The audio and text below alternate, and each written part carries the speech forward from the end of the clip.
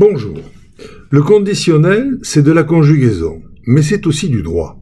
En grammaire, le mode conditionnel est le mode du verbe qui présente l'action comme une éventualité ou comme la conséquence d'une condition incertaine. Le conditionnel présent ou présent du conditionnel est utilisé en droit pour paramétrer divers engagements pour lesquels le consentement est imparfaitement formé. Le conditionnel passé est utilisé dans le cadre de la fixation d'indemnités.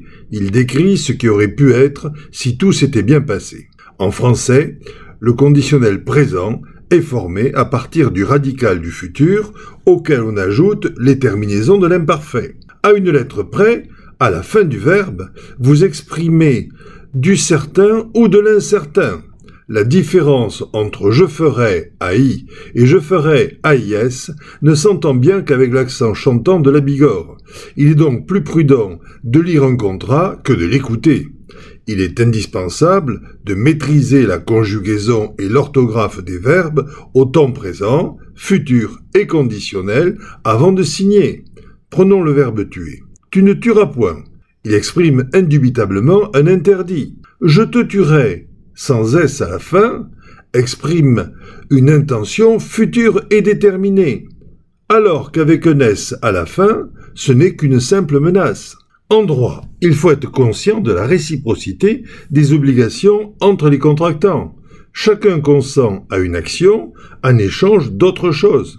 La réciprocité de l'échange est nécessaire et le respect de toutes les conditions du contrat est indispensable. Qualité des prestations, respect des délais, etc. Pour apprécier l'accomplissement parfait des engagements ou pour réclamer un complément, il faut exactement décrire les obligations de l'un et de l'autre et la conséquence de leur inexécution. Certaines sont immédiates, d'autres interviendront par la suite. L'accomplissement des conditions doit être parfaitement décrit pour qu'il n'y ait aucun doute sur leur accomplissement ou non. Pour les conditions futures, il faudra bien sûr envisager quel serait l'impact de la non-réalisation. Le contrat sera-t-il annulé, c'est-à-dire qu'il n'aura jamais existé? Sera-t-il résolu, c'est-à-dire que l'on reconnaîtra son existence partielle jusqu'à sa résolution? Ou sera-t-il maintenu, avec compensation ou plus ou moins d'indemnité? Dès qu'on prend conscience des détails, de l'espace et du temps qui peuvent influencer le bon déroulement d'une négociation et d'un contrat, on est amené à faire un tri entre l'essentiel et ce qui l'est moins, entre le certain et le probable. Et on aboutit très souvent à une synthèse qui peut être caricaturée de la manière suivante. Je le fais, mais si cela arrive, je me retire. Cela s'appelle une condition résolutoire. Je le ferai seulement si cela arrive, cela s'appelle une condition suspensive. J'ai encore besoin de réfléchir, cela s'appelle une option.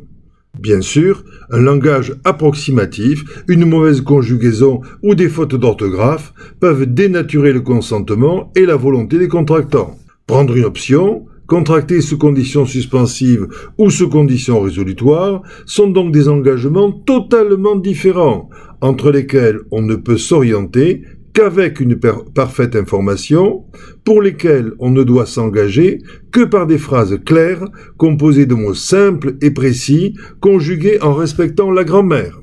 Accepter une donation avec condition, léguer sous condition, acheter ou vendre sous condition, les exemples sont multiples. La condition et ses conséquences doivent faire l'objet d'une description minutieuse. Elle est le nœud qui permet de ficeler ou déficeler un lien d'engagement. Bonne semaine. Visitez le site de l'émission.